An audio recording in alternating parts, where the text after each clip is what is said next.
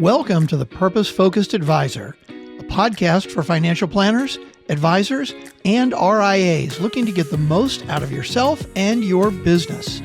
Join Rob Brown as he walks you through a journey that will allow you to take action in your business and your life so you can be the best that you can possibly be.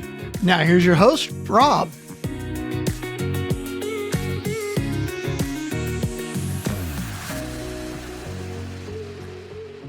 The Purpose-Focused Advisor.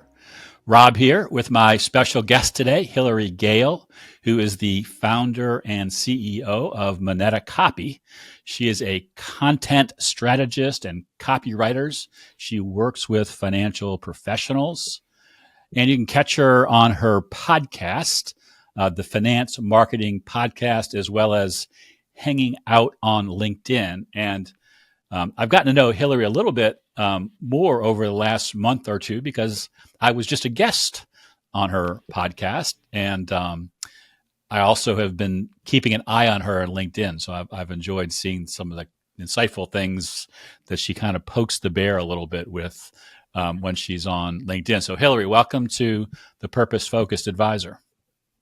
Thank you so much, Rob. I am so excited to be here. All right. So Hillary, I have to ask this first on every podcast. Why this? What is your purpose? Because I know you jumped out of a teaching career into the world of marketing and specifically with financial professionals. Why the switch? Well, in my teaching career, I was a writing teacher. So I've always had a love and passion for writing. Specifically, I taught college freshmen in their English 101 style writing courses. And in those courses, we had a lot of focus on writing for a specific audience and being really intentional about how you reach that audience. And so the connections to marketing there are undeniable. And so I felt like I already had quite a few strengths in that area when I was thinking about leaving teaching. And specifically, working with financial advisors felt exciting to me because I had always had this passion for personal finance. And, living on a teacher's salary, I was very interested in making my paycheck go as far as I could make it go and, building a future, building wealth for myself. And so I saw financial advisors as really pivotal in that journey for so many people. I also grew up as the daughter of a CPA, and a lot of times when I tell advisors that, they kind of roll their eyes. I think there's sometimes some friction between advisors and CPAs because advisors are very forward thinking, forward planning, and a lot of CPAs are very, looking backwards, and just kind of, filing taxes and moving on. But my dad, I actually think was kind of a rare type of CPA. He was very instrumental in his clients' lives and helping them plan forward, and build wealth and very much went outside just the normal kind of tax advice and tax preparation that a lot of CPAs kind of silo themselves into. Right. So I just always had this role model in my life of someone who sees the impact, that good financial decisions can have on your life. And so I was very excited to work with advisors when I made the switch. Yeah. And it seems like a very logical path in hindsight, but I have to imagine when you decided to make the switch, there was probably a little anxiety. This is different. It's not teaching, and my dad's not going to show up and help me do tax returns. Right. No, there was a ton of anxiety in the beginning. And I actually started my business in the summer of 2020. A lot of people that I've been talking to, they started businesses in 2020. And so I'm really seeing this pattern. But I was teaching at the university. We had spent the last few months teaching from home, totally switched everything up. And then by the end of the semester, myself and all of my colleagues got the email that, we might not have a job in the fall because everything was up in the air. I had already been thinking about leaving teaching for a few different reasons. I had already been thinking about, is there a way that I could work for myself? Is there a way that I could use my writing skills to bring impact somewhere else? And so it was really just this moment of there's really no better time to start this because I don't know what else is going to happen. So there was a lot of anxiety, but there was also a lot of hope and excitement about making that transition. So what I heard you just do is tell a great story. You connected some of the dots in your life and the things that were going on to tell the story of why you started your business. So let's use that as a segue into talking about the importance of story.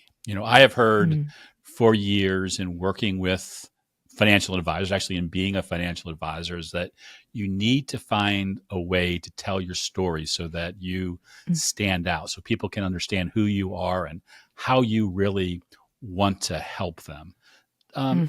Dig into that a little bit. Why is story so important? And well, actually, is story important? And if you think it is, why is it important? And how do you use that to inform the marketing work that you do with financial professionals? Right. Well, I think that, I mean, there's so much research showing that story is how we communicate information, and story is how we take in information and remember it and connect to it. And so story really has the power to have someone else see themselves in what you do. So, for example, in the story that I just told, I even said I've heard a lot of people recently talk about how they really started their businesses in 2020, or how they really made a big change in their businesses in 2020. And so many of us can relate to that. So many of us hear that and say, oh, you know what? So did I. And then we start to reflect on that, and we start to build a connection with the person who told the story. And so story really has the power to build an emotional connection with ideal clients or with prospects. Whereas just talking about what it is you do and what you help with in sort of more abstract terms, people have a hard time in applying that, to their own situations, and in seeing, well, how is that going to help me do what I really want to do, which is not worry about money when I retire, or not worry about living in my kid's basement and being a burden on them when I retire. And so that's really kind of the power of story. I do have a great example from an advisor, if you want to hear, who I think absolutely done this really well. So Ryan Canfield of Victus Wealth Management, he has taken this and built an entire brand around one of his stories. And he actually has two stories that he kind of uses. He has his own personal story, which is powerful. His own personal story involves when he was a child, he had a sibling with a disability, and a financial advisor gave his parents some misinformed advice and ended up causing his brother to lose his disability benefits. And so his parents spent years and years kind of fighting this in court, and eventually getting the benefits back. And so he saw, the impact that financial advice can have for good or for bad, and felt really called in his adult life to bring good financial advice to families. The other story is actually a story from one of his clients. And he tells this story all the time. He now works with millennial families. And this particular couple that he was working with was a couple who, they were pre-retirees. They were getting ready to retire. They were so excited to retire. And 3 months after they retired, the wife passed away. And the husband, came to Ryan and just said, I don't know what to do with all the wealth that we built now. We had all these plans to travel. I don't want to travel by myself anymore. We wanted to take our kids and grandkids to Disneyland. That's going to be really hard for me to do without her. So all of these things. And so Ryan tells that story now as a way to connect with his millennial clients who, yes, want to build a secure future for themselves, but they don't want to be living a rice and beans lifestyle to do so. They still want to be making memories today and enjoying their lives together today with their families and things like that. And that story I've seen it connect with so many families for him because they can see themselves in that story.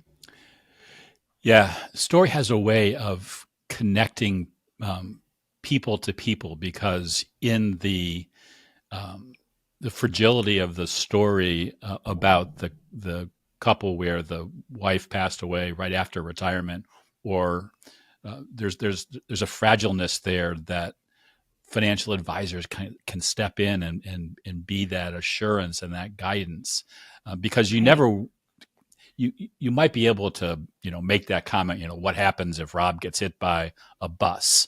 Well, Rob hasn't been hit by a bus, and we've heard the bus example a million times, but when you can attach that to something that really happens in life, and the same is true for the first story that you shared about Ryan's family and that situation with his brother? His brother. Mm-hmm. Yeah, that has a connection. So it happened to you, and you're a financial professional, and you had to learn, your family had to learn how to do that. And then it also is happening to clients. So this isn't something that is unusual or different. And that connection really holds in there. And if you tell that story the right way, not trying to take advantage of it, but just to talk about the rawness and the realness, when people start to wonder, I'm looking for a financial advisor, I've heard about Ryan, let me go learn a little bit more about him. And it just doesn't say, Ryan is a financial planner that, follows the 6 steps of financial planning. Right. It says, this is Ryan's lived experience, both as a member of his family, but also as someone who has shepherded clients through these difficult situations. Right, exactly. It really humanizes the person on the other side of the screen for you, even if you're not talking to them yet. It really gives them, I think, some substance and makes you feel like you know them a little bit. When you hear those stories, you know something pretty powerful about them before you've even talked to them. Yeah. And I can hear some people maybe who are listening to this thinking, well, I don't have 2 stories like Ryan. We all have stories like that. And I'm sure this is a big part of what you do, is helping your clients draw those stories out. And maybe they aren't as dramatic, but they're still there. There's, why do you do what you do? What got you into the business? Is there a client that you helped in a particular way? They're there. Yeah, I have this whole, it's really fun. I have this whole list of kind of interview questions when I am helping an advisor figure out what are my stories, what makes my brand my brand. And we sit down for an hour, sometimes an hour and a half, and it can be a little bit exhausting for my clients sometimes, but I have so much fun. And usually it does turn into a really fun conversation, where I'm just asking them, tell me about this. Tell me about this. Do you have a time when you helped a client do this? And they end up coming up with all these different stories that they initially, just because they hadn't dug for them before, didn't realize how powerful they were. Right. And because of the business financial advisors are in, helping other people, very rarely do I run into a financial advisor who's only doing it because they love crunching numbers. There was something that happened in their life, in their education, and whatever, that maybe matched up with the fact that they like crunching numbers, that said, this is going to be a way that I can crunch numbers and make a difference in building my business and taking care of people. Absolutely. And it always makes me think about, I don't know if you've heard that statistic out there that that there was a survey done. I can't remember who did the survey now, but there was a survey done that people are more likely to trust a car mechanic than they are a financial advisor. And, for people like me who talk to financial advisors all day long, for people like you who you were a financial advisor and now you talk to dozens, if not hundreds, if not thousands of financial advisors, I have such a hard time believing that. And it makes me sad. And I think that stories can really do a lot to turn that around and to help people see, no, this is how advisors work and this is how they impact their clients' lives and this is how they help. Yeah, because it really is an important profession that good financial advisors do really, really important work. And like you, I sometimes get drawn into those headlines of, the advisor who did, XYZ or ABC and got him or herself in trouble. It's hard to not stop and look at those, but there are so many more stories of advisors who do it the right way. Mm-hmm. So let's shift gears. One of the challenges that I see financial advisors facing right now when it comes to marketing is I guess the most generic way of saying it is their email list. Some Mm-hmm. people might call it their audience or their tribe or their followers. But the bottom line, that list of people that advisors are, first building to get themselves in front of new people. So maybe they have a lead magnet that takes somebody into that email list, and then they nurture them. They tell them that story and they become clients. And then that newsletter or that email becomes something that the clients see that reminds them of the story and the value that the advisor provides. But what I see as a challenge right now is some of those email lists have shrunk, or they aren't growing, and they feel kind of stale. The advisor goes to the list and is looking for some new business opportunities, and nobody raises their hand and says, "Hey, Rob, I want to work with you." So let's. I know I said a lot there, but let's unpack that a little bit. Let's talk about why email is so important, because some might suggest that you don't really need an email list. I would disagree, but then kind of go through the pieces. So let me turn that over to you. I've kind of thrown you a plate of spaghetti. Hopefully you can help us put the pieces back in the box. It's one of my favorite plates of spaghetti. So I love the starting point of why an email list is important, especially for financial advisors. So there's a couple things that come to mind, actually. So the first is that I see a lot of financial advisors on LinkedIn, and they're building up really great engagement on LinkedIn. And this could apply to whatever platform that you're posting on. If you're on Instagram or you're on Twitter/X, wherever you are, kind of building that awareness of yourself. You don't own that audience, right? That audience could go away at the click of a button. We saw this happen when TikTok went away. People who had been building audiences on TikTok and relied on those audiences for their business, and then TikTok went away for 24 hours. That was scary for a lot of business owners. Now, do I think that's going to happen with LinkedIn or Twitter or Instagram? I don't think so. But you don't have control over the algorithm changes that might happen. And all of a sudden, you could go from your posts getting seen by your audience every day to you're only getting 50 views. Anything could happen because you don't have control over those platforms. So having an email list gives you a little bit more ownership over that audience and gives you a little bit more security that you are still going to be able to talk to them in some way if something should go wrong with your social media account.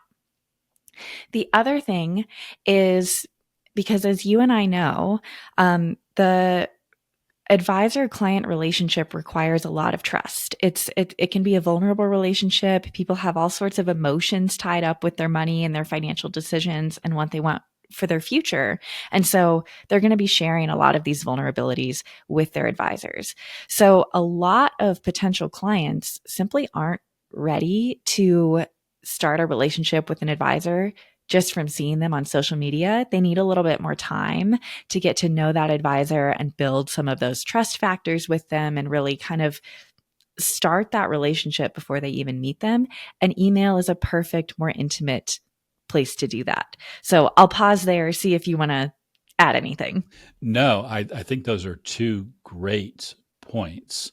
And the part about the platform going away, I've seen that happen to advisors on the big platforms, the Facebooks, the LinkedIn, where just something switches up that is no fault of the advisor, but all of a sudden that those messages, that information they're trying to bring just stops coming. And And your second point in terms of talking about, kind of building that relationship is so important. It's always been that way. I mean, I've been in this industry since the Stone Ages, back in the old cold calling days, and we didn't have email or social media. But the truth was, the only way cold calling works, or cold walking, or some of the more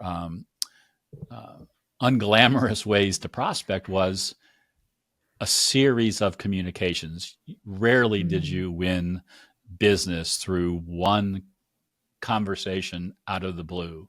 You got Right. one conversation, wins the next conversation, wins the next conversation. So one email leads to the next email, the next piece of information that helps, through a series of a half a dozen or a dozen communications to really create something that is sticky.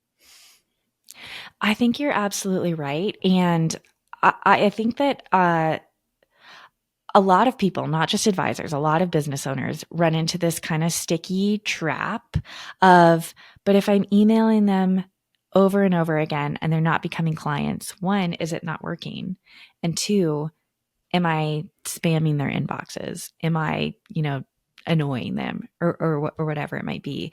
And the truth is, no, you're not, because people are getting so many emails into their inboxes that they need to see your name show up multiple times for you to stick. They may only open one or two or three of your emails, right? They may not even be opening all of them. And so it's important to give them opportunities to connect with you, because they may want to. If they signed up to be on your email list, they do want to connect with you, and you have to give them those opportunities to do that.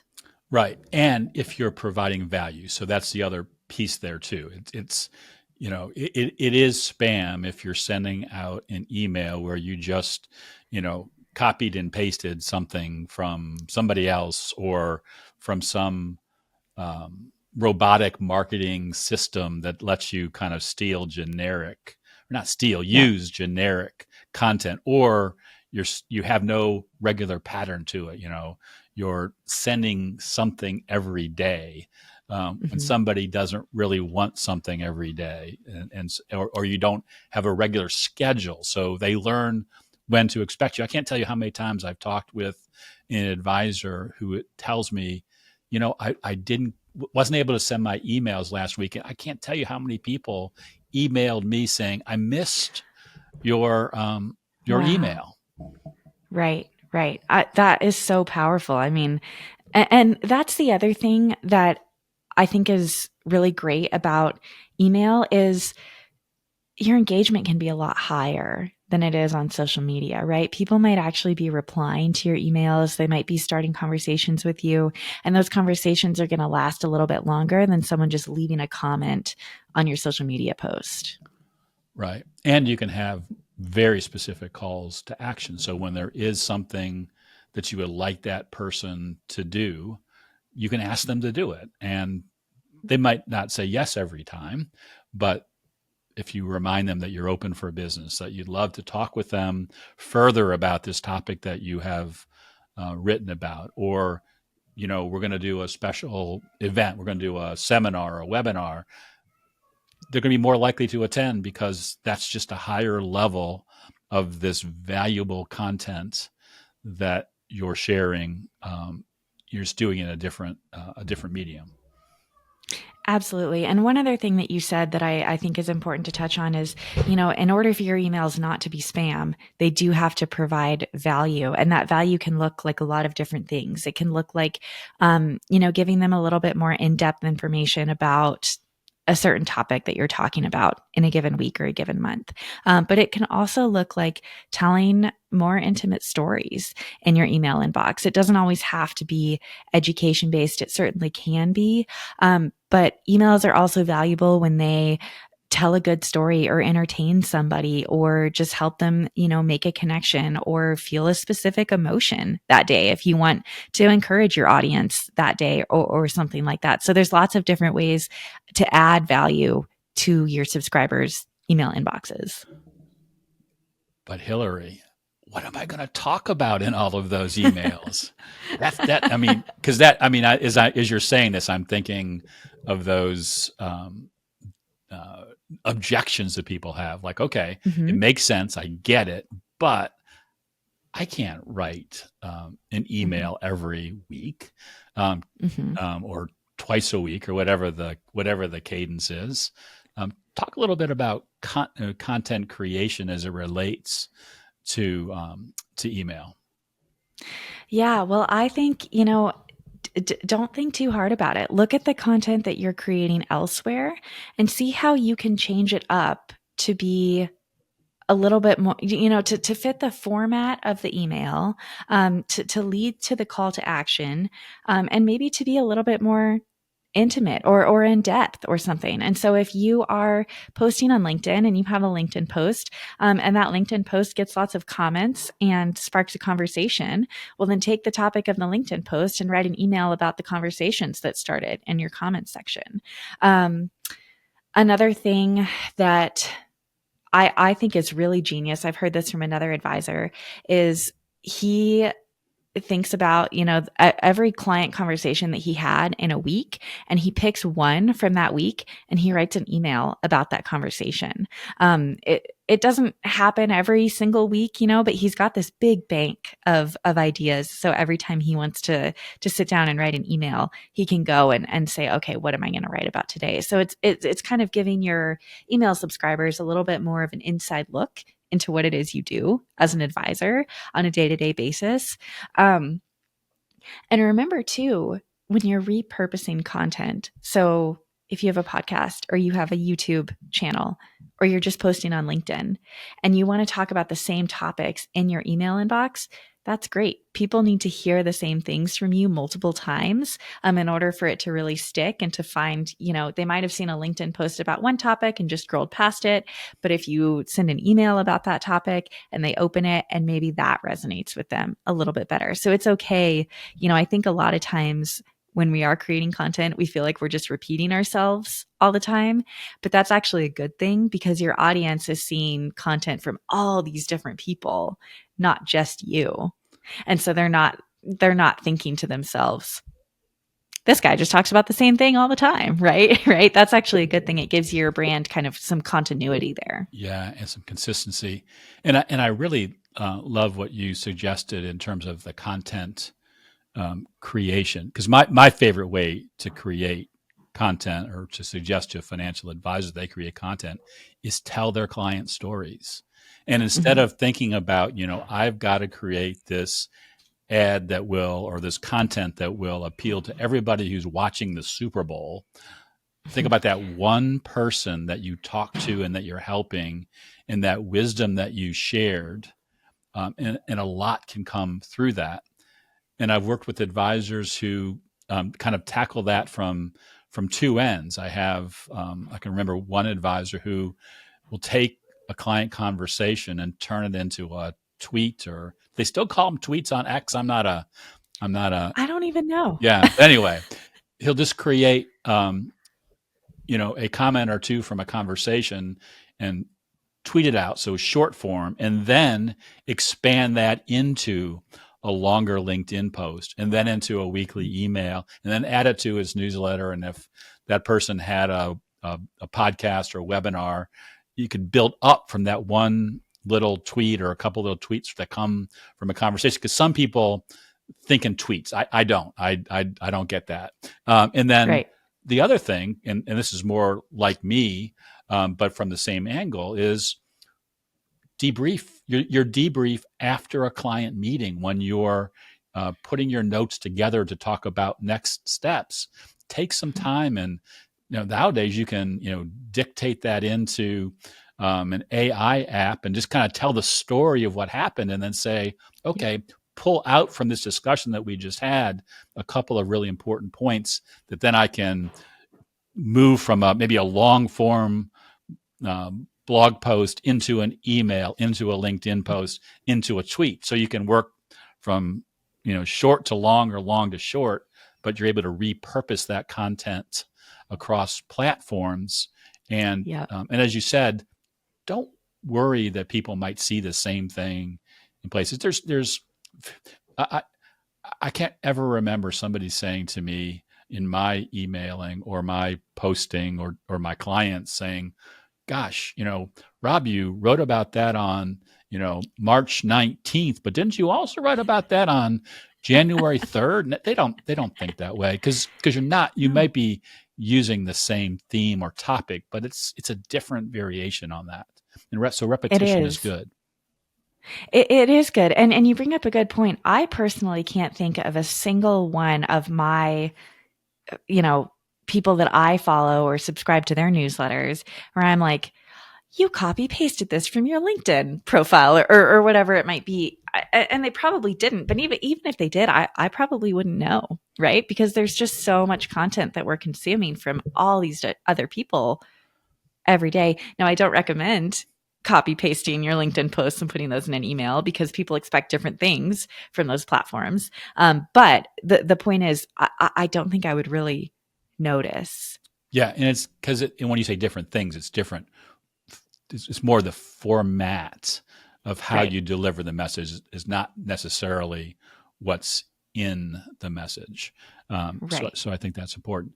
So this has been great. I hope that what we're doing as we're having this conversation, we're sparking the audience to think about their content. And I want to speak and have you help me speak loud and clear to the people, the advisors who are sending boring newsletters that they're buying from somebody else, and that there are hundreds, if not thousands, of advisors using the same one. Um, I have some suggestions that maybe are a little impolite, but Hillary, what do you say when you see that? Maybe you're doing a marketing consult with somebody, they're sharing all of the content, all the things they've done, and maybe because of time or capabilities, they've needed to use that sort of Mm-hmm. newsletter. How do you help them evaluate that? Mm-hmm. Well, the first thing that I like to say to advisors who are using that kind of canned content is, that's the fastest way to blend in with everybody else. And I doubt that's what you're trying to accomplish by sending these newsletters. I personally think it's better to send one short original email per month than it is to send one canned newsletter per week or whatever it might be. Right. So if you have time to write one personalized, valuable email that you can send once a month, that is going to connect with your audience so much more than sending a generic newsletter that doesn't really have any relevance to their lives. And so that's what I'll usually say. Another thing that I like to do with advisors who are sending this is look at their stats. So look at their open rates. Look at any, what people are clicking on. If they're clicking on anything, look at their unsubscribe rates from these newsletters. And then I like to challenge them, for 3 months, instead of sending these newsletters that are canned, see if you can write up your own emails and improve those stats just as an experiment, just to see what happens. I love that because that's a much more graceful way of making a suggestion that I was going to make. But I think that's right on because where I really like to make a point is I will talk with an advisor about a newsletter like that. And they'll say, but Rob, my open rate is 32%. And from what I understand, a 27% open rate is great. So I'm doing bet. And I think, well, you're sending messages to clients and people who see them all the time. And open rates is probably one of the most unreliable stats that you can look at when it comes to email. And then I'll maybe even take it a step further and I say, for the next week, as you're meeting with your clients, ask them, do you read my newsletter? Do you read my newsletter? And and then when the client says, yeah, I see it every week, say, no, do you read my newsletter? Is it valuable to you? That to me is one of the things that you need to do if you're not willing to take on. I love your challenge, your kind of experiment way of doing it, because it's a little bit more scientific and maybe you don't have to, get in the weeds and ask clients. But I just think that's so important to figure out, is what you think you know about what you're doing with your marketing, with your newsletter, really having the result, or are you just kind of caught up in, at least I'm doing it, I can check it off my list. Well, I love your challenge too, to ask your clients, because I think that kind of puts you on the spot a little bit, and really it gives you quick feedback.